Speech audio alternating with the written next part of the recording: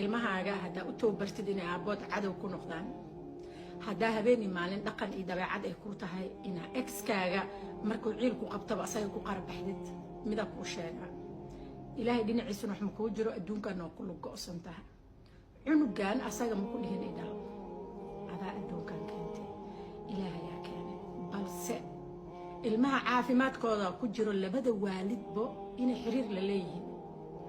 dambiga koowaad ka gashaa wuxuu yahay guriga inuu ilmahan ku koraayo father figurkii uu ka maqan yahay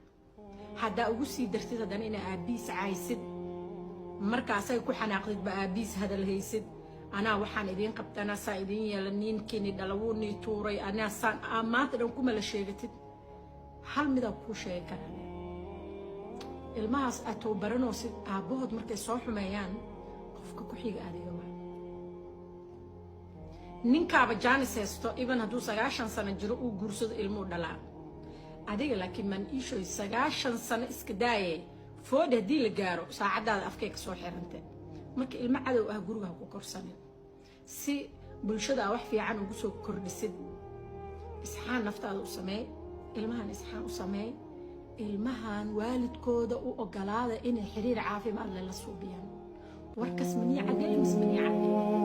waa idin ogaa maalinku dhiigidin ku karsan yahay boo waxdina ku waaga bariya caay bilaabay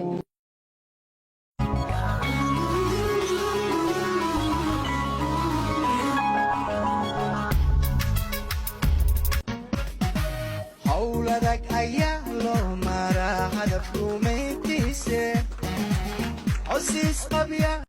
Great Rift Valley baan taaganahay ma sha Allah meeshan buuraha waxa la dhahdaa Great Rift Valley maanta arbace laba family soo qaadnay family gadaal iga joogo oo aan wado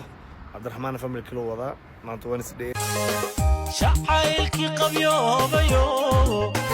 nasiib qadar baajiyo qiimad kula hayragteeda xasuusigu qaaliya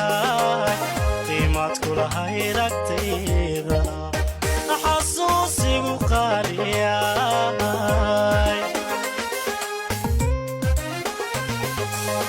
anan diidayn qoraalka inuu qadar yahay iswaagu qudhani qofkii ay jeclay qudhani qofkii ay jeclay waayahan kala qariyayo